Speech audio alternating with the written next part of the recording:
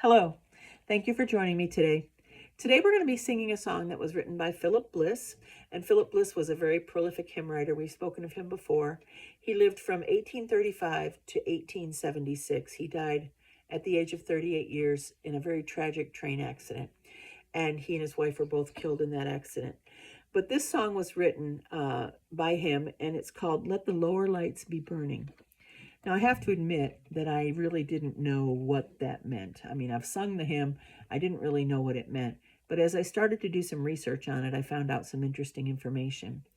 So the concept is that Jesus Christ is the lighthouse, and I'm sure we've all thought of that. You know, people who are at sea, they see the lighthouse, they're able to go there for safety and go there for their lives to be saved. And so the lighthouse is very important, but there's also what's called lower lights, which means the lights along the shoreline, those that kind of direct people away from the land and the rocks and direct them towards the lighthouse. And so as people see those lower lights, they're directed to the lighthouse. And so it's like a running light for like a runway when you're landing an airplane. You see the lights moving, you know, towards a main goal, and Jesus Christ is that lighthouse. And so I just thought it was really interesting. As I said, I've never really thought about or understood what the lower lights were, but God tasks us and gives us the responsibility to point people to him. And in the word of God, it says, if I be lifted up, I will draw all men unto me. And so we're able to lift Jesus Christ. We're able to point people and let our light so shine among men that they may see our good works and glorify our Father which is in heaven. And so as we let our light shine, it points people to Jesus Christ. So this song is called Let the Lower Lights Be Burning. Brightly beams the Father's mercy from his lighthouse evermore, but to us he gives the keeping of the lights along the shore. Let your lower light be burning, send a beam across the way. Some poor fainting, struggling seaman, you may rescue, you may save. Dark the night of sin is settled, loud the angry billows roll. Eager eyes are watching, longing for the lights along the shore. Let the lower lights be burning, send a beam across the waves. Some poor fainting, struggling seaman, you may rescue, you may save.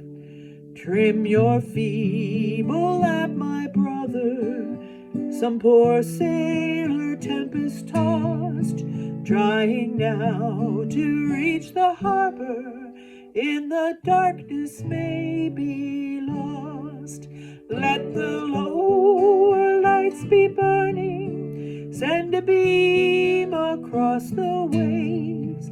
Some poor fainting, struggling seaman, you may rescue, you may save.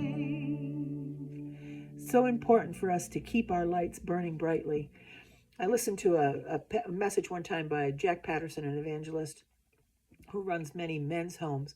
And he was talking about landing an airplane on a bush runway in a mission runway, and how they had lights out there, but the lights were kerosene powered. And so the globes on the lights were very, very faint because they were filled with dust and with, the char from the burning wick. And so he made a pass, and then he radioed and said, you got to clean those lights so that I can get in.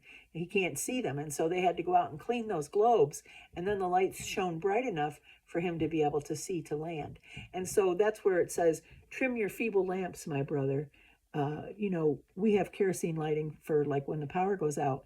And if that globe isn't clean, and if that wick isn't trimmed properly, it puts out very little light, and the globe gets filled with smoky residue.